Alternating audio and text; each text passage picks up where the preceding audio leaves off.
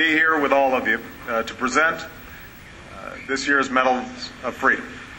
And I have to say, just looking around the room, this is a packed house, which is a testament to how cool this group is. Everybody wanted to check them out. This is the highest civilian honor this country can bestow, which is ironic because nobody sets out to win it. No one ever picks up a guitar or fights a disease or starts a movement thinking, you know what, if I keep this up in 2012, I could get a medal in the White House from a guy named Barack Obama. That wasn't in the plan. But that's exactly what makes this award so special. Every one of today's honorees is blessed with an extraordinary amount of talent. All of them are driven. But we could fill this room many times over with people who are talented and driven. What sets these men and women apart is the incredible impact they have had on so many people. Not in short, blinding bursts, but steadily over the course of a lifetime. Together, the honorees on this stage and the ones who couldn't be here have moved us with their words. They have inspired us with their actions. They've enriched our lives, and they've changed our lives for the better. Some of them are household names. Others have labored quietly out of the public eye. Most of them may never fully appreciate the difference they've made or the influence that they've had, but that's where our job comes in. It's our job to help let them know how extraordinary their impact has been on our lives. And so today we present this amazing group with one more accolade for a life well led, and that's the Presidential Medal of Freedom. So I'm going to take an opportunity, I hope you guys don't mind, to brag about each of you. Starting with Madeleine Albright. Usually Madeleine does the talking. Once in a while she lets her jewelry do the talking. When Saddam Hussein called her a snake, she wore a serpent on her lapel the next time she visited Baghdad. When Slobodan Milosevic referred to her as a goat, a new pin appeared in her collection. As the first woman to serve as America's top diplomat, Madeleine's courage and toughness helped bring peace to the Balkans and paved the way for progress in some of the most unstable corners of the world. And as an immigrant herself, the granddaughter of Holocaust victims who fled her native Czechoslovakia as a child, Madeleine brought a unique perspective to the job. This is one of my favorite stories. Once at a naturalization ceremony, an Ethiopian man came up to her and said, "Only in America can a refugee meet the Secretary of State." And she replied, "Only in America can a refugee become the Secretary of State." We're extraordinarily honored to have Madeleine here, and obviously I think it's fair to say I speak for one of your successors who is so appreciative of the work you did and the path that you laid. It was a scorching hot day in 1963, and Mississippi was on the verge of a massacre. The funeral procession for Medgar Evers had just disbanded, and a group of marchers was throwing rocks at a line of equally defiant and heavily armed policemen. And suddenly a white man in shirt sleeves, hands raised, walked toward the protesters and talked them into going home peacefully. And that man was John Doerr. He was the face of the Justice Department in the South. He was proof that the federal government was listening. And over the years, John escorted James Meredith to the University of Mississippi.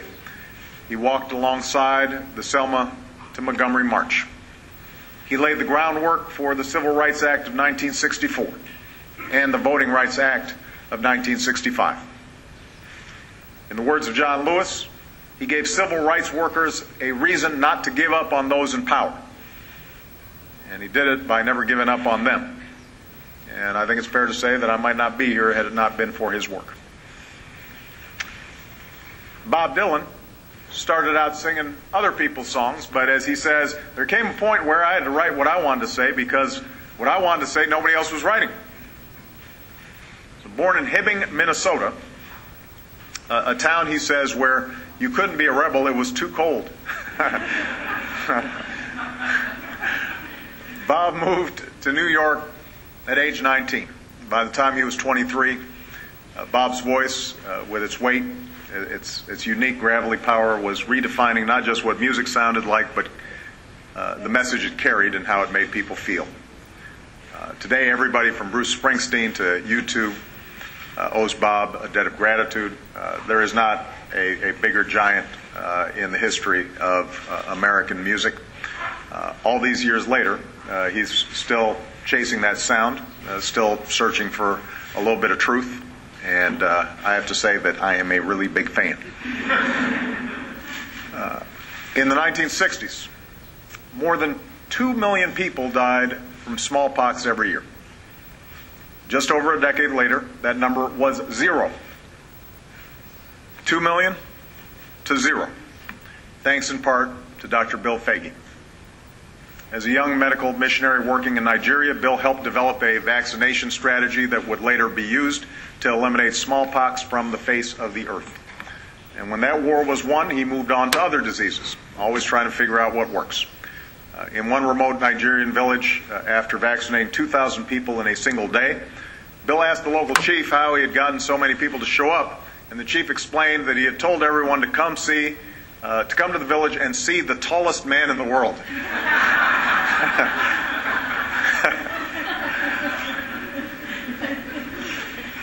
Today, that world owes that really tall man a great debt of gratitude. On the morning that John Glenn blasted off into space, America stood still. And for half an hour, the phone stopped ringing in Chicago police headquarters. New York subway drivers offered a play-by-play account over the loudspeakers. President Kennedy interrupted a breakfast with congressional leaders and joined 100 million TV viewers to hear the famous words, "Godspeed, John Glenn." The first American to orbit the Earth. John Glenn became a hero in every sense of the word. But he didn't stop there serving his country. As a senator, he found new ways to make a difference. And on his second trip into space at age 77, he defied the odds once again. But he reminds everybody, don't tell him he's lived a historic life. He says, our living, he'll say. Don't put it in past tense. He's still got a lot of stuff going on. George Hirabayashi knew what it was like to stand alone.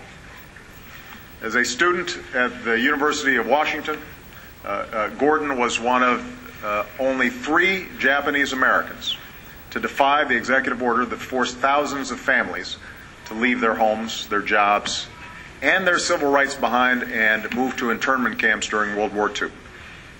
He took his case all the way to the Supreme Court, and he lost. And it would be another 40 years before that decision was reversed, giving Asian Americans everywhere a small measure of justice.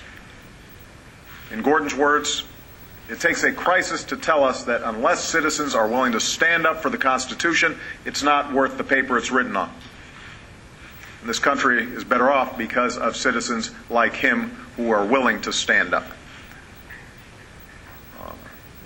Similarly, when Cesar Chavez sat Dolores Huerta down at his kitchen table and told her they should start a union, she thought he was joking. She was a single mother of 7 children, so she obviously didn't have a lot of free time. But Dolores had been an elementary school teacher and remembered seeing children come to school hungry and without shoes, so in the end she agreed. And workers everywhere are glad that she did. Without any negotiating experience, Dolores helped lead a worldwide grape boycott that forced growers to agree to some of the country's first farm worker contracts. And ever since, she has fought to give more people a seat at the table. Don't wait to be invited, she says. Step in there. And on a personal note, Dolores was very gracious when I told her I had stolen her slogan, Si se puede, yes we can. knowing her, I'm pleased that she let me off easy, because Dolores does not play.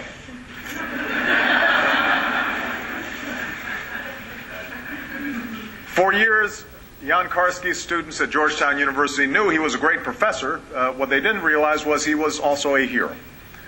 Fluent in 4 languages, possessed of a photographic memory, Jan served as a courier for the Polish resistance during the darkest days of World War II. Before one trip across enemy lines, resistance fighters told him that Jews were being murdered on a massive scale and smuggled him into the Warsaw Ghetto and a Polish death camp to see for himself. Jan took that information to President Franklin Roosevelt, giving one of the first accounts of the Holocaust and imploring the world to take action. It was decades before Jan was ready to tell his story. By then he said, "I don't need courage anymore, so I teach compassion."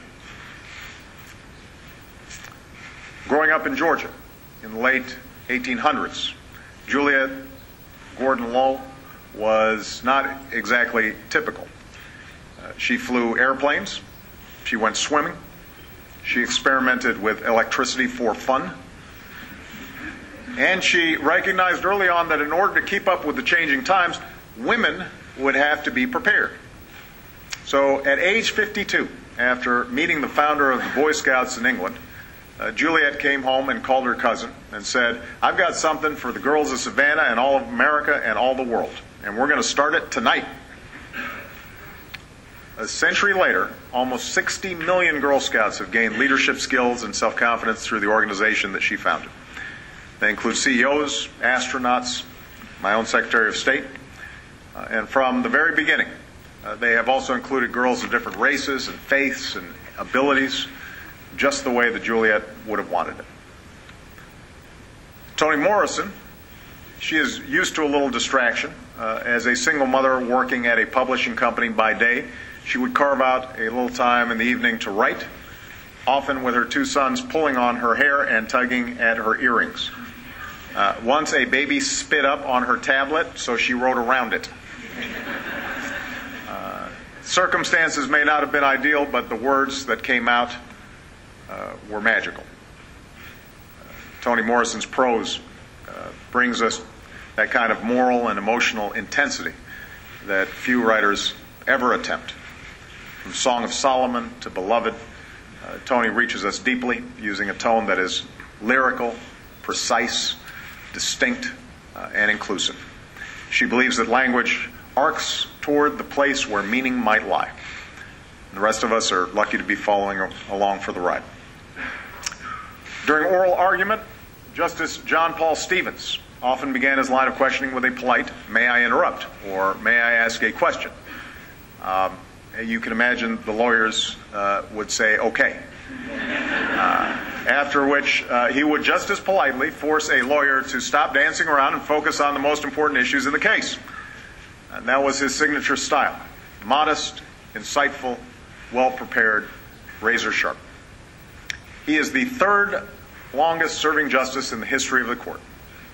And Justice Stevens applied throughout his career his clear and graceful manner to the defense of individual rights and the rule of law, always favoring a pragmatic solution over an ideological one.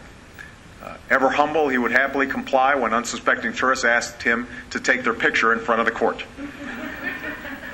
And at his vacation home in Florida, he was John from Arlington, better known for his world-class bridge game than his world-changing judicial opinions. Even in his final days on the bench, Justice Stevens insisted he was still learning on the job. But in the end, we are the ones who have learned from him. When a doctor first told Pat Summitt she suffered from dementia, she almost punched him. When a second doctor advised her to retire, she responded, "Do you know who you're dealing with here?" Obviously, they did not. As Pat says, "I can fix a tractor, mow hay, plow a field, chop tobacco, fire a barn, and cull the cows, but what I'm really known for is winning." In 38 years at Tennessee, she racked up 8 national championships, more than 1,000 wins. Understand, this is more than any college coach, male or female, in the history of the NCAA. And more importantly, every player that went through her program has either graduated or is on her way to a degree. That's why anybody who feels sorry for Pat will find themselves on the receiving end of that famous glare, or she might punch you.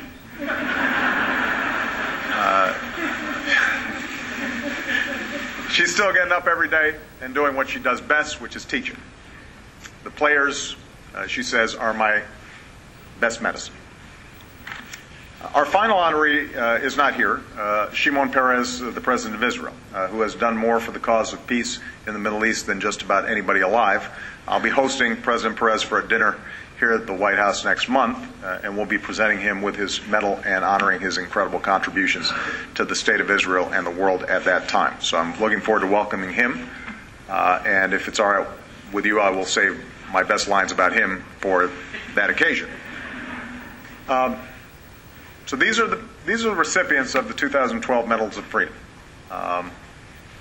And just on a personal note, I had a chance to see everybody in the back.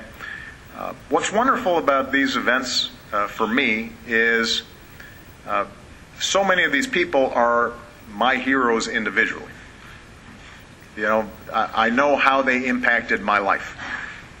I remember reading Song of Solomon when I was a kid, and not just trying to figure out how to write, but also how to be and how to think. And I remember, you know, in college listening to Bob Dylan and my world opening up because he captured something that about this country that was so vital. And I think about Dolores Huerta, reading about her when I was starting off as an organizer. Everybody on this stage has marked my life in profound ways. And I was telling somebody like Pat Summitt, you know, when I think about my two daughters, who are tall and gifted, and knowing that because of folks like Coach Summitt, they're standing up straight and diving after loose balls and feeling confident and strong, then I understand that the impact that these people have had extends beyond me. It will continue for generations to come. What an extraordinary honor to be able to say thank you to all of them for the great work that they have done on behalf of this country and on behalf of the world. So it is now my great honor to present them with a small token of our appreciation.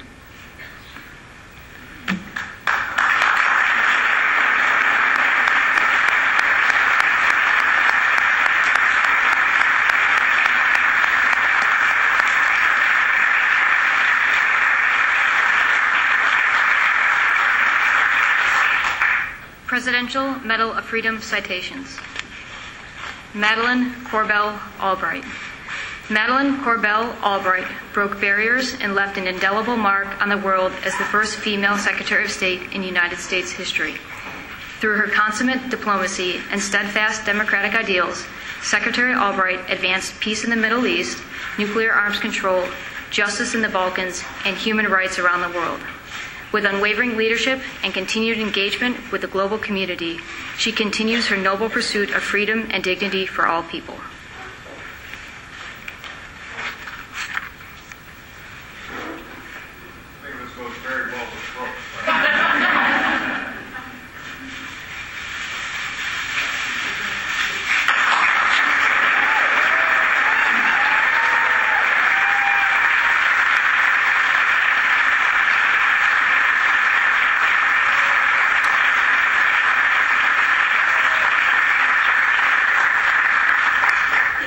John Doerr. As African Americans strove for justice, John Doerr led federal efforts to defend equality and enforce civil rights. Risking his life to confront the injustices around him, he prevented a violent riot, obtained convictions for the killings of civil rights activists, and stood by the first African American student at the University of Mississippi on his first day of class. During pivotal moments in the civil rights movement, and in the troubled times of the Watergate scandal, John Doerr fought to protect the core values of liberty, equality, and democracy that have made America a leader among nations. I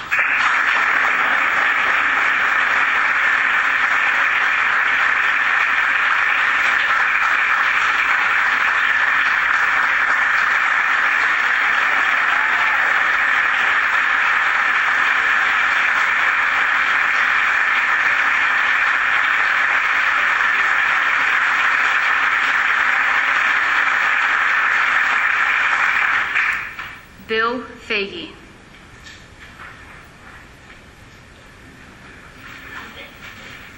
He's pretty tall.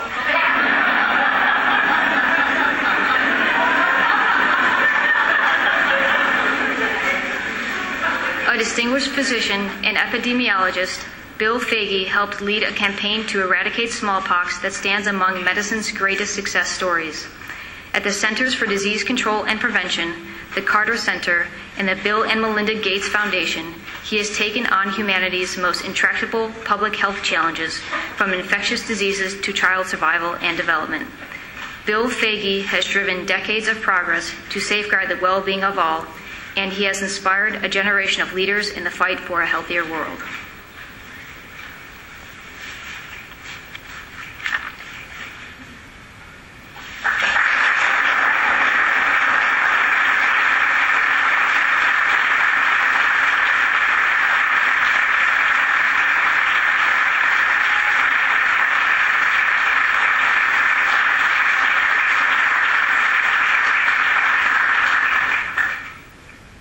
John Glenn.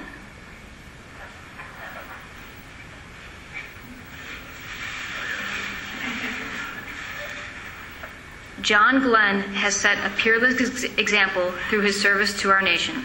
As a Marine Corps pilot and the first American to orbit the Earth, he sparked our passions for ingenuity and adventure and lifted humanity's ambitions into the expanses of space. In the United States Senate, he worked tirelessly to ensure all Americans had the opportunity to reach for limitless dreams. Whether by advancing legislation to limit the spread of nuclear weapons or by becoming the oldest person ever to visit space, John Glenn's example has moved us all to look to new horizons with drive and optimism.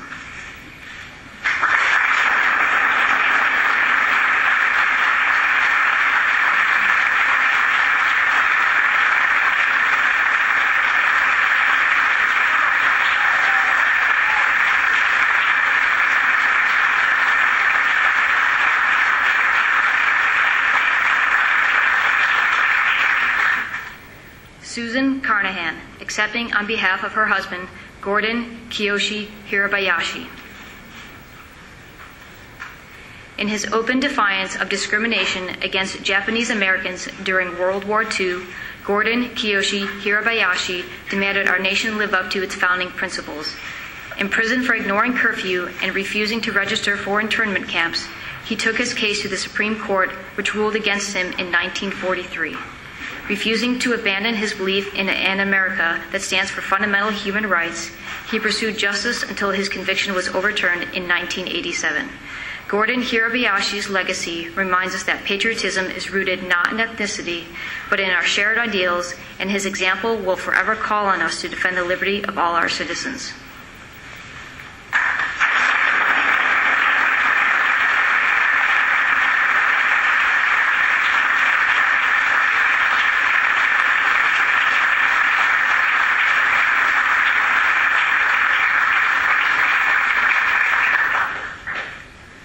Dolores Clara Fernandez Huerta.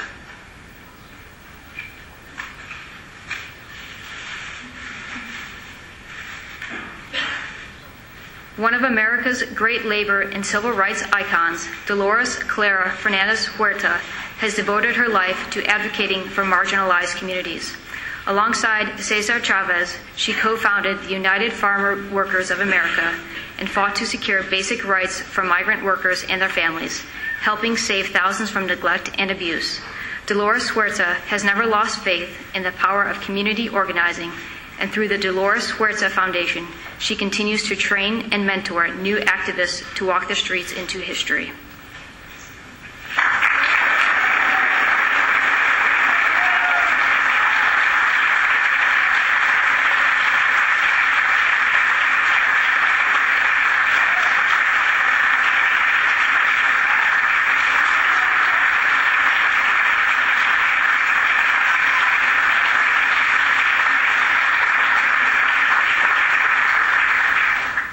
Adam Daniel Rotfeld, former Polish foreign minister, accepting on behalf of Jan Karski. As a young officer in the Polish underground, Jan Karski was among the first to relate accounts of the Holocaust to the world. A witness to atrocity in the Warsaw Ghetto and the Nazi Ibiza transit camp, he repeatedly crossed enemy lines to document the face of genocide and courageously voiced tragic truths all the way to President Roosevelt. Jan Karski illuminated one of the darkest chapters of history, and his heroic intervention on behalf of the innocent will never be forgotten.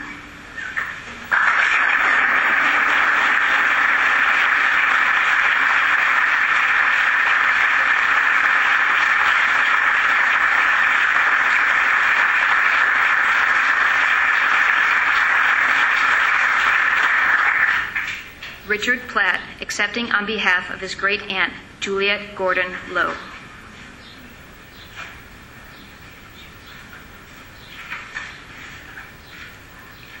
An artist, athlete, and trailblazer for America's daughters, Juliet Gordon Low founded an organization to teach young women self-reliance and resourcefulness.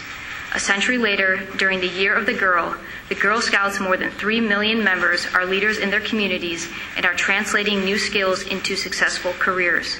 Americans of all backgrounds continue to draw inspiration from Juliet Gordon Low's remarkable vision, and we celebrate her dedication to empowering girls everywhere.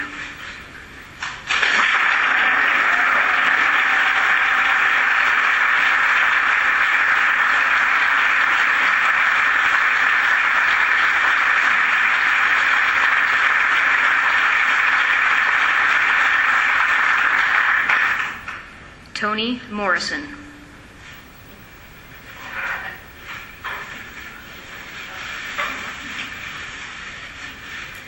The first African-American woman to win a Nobel Prize, Toni Morrison is one of our nation's most distinguished storytellers. She has captivated readers through lyrical prose that depicts the complexities of a people and challenges our concepts of race and gender. Her works are hallmarks of the American literary tradition, and the United States proudly honors her for her nourishing our souls and strengthening the character of our union.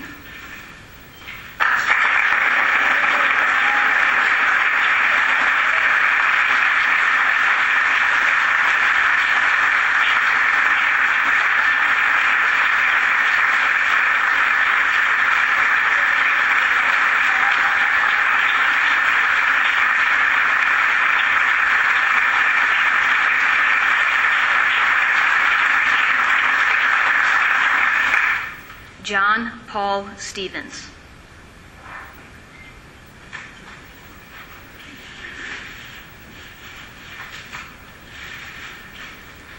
From the Navy to the bench, John Paul Stevens has devoted himself to service to our nation.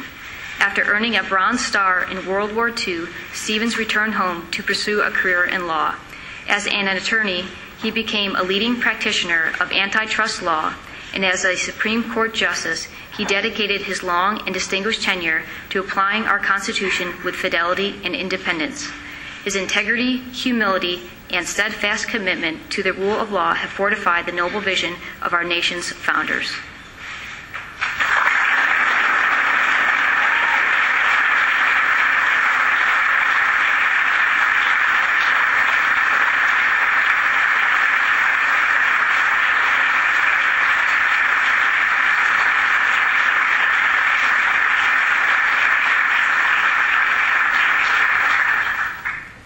Pat Summitt.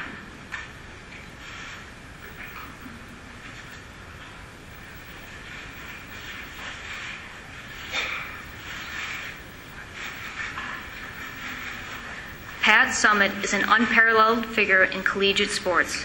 Over 38 seasons, she proudly led the University of Tennessee Lady Volunteers to 32 SEC tournament and regular season championships and 8 national titles, becoming the all-time winningest coach in NCAA basketball history. On the court, Coach Summitt inspired young women across our country to shoot even higher in pursuit of their dreams. Off the court, she has inspired us all by turning her personal struggle into a public campaign to combat Alzheimer's disease. Pat Summitt's strength and character exemplify all that is best about athletics in America.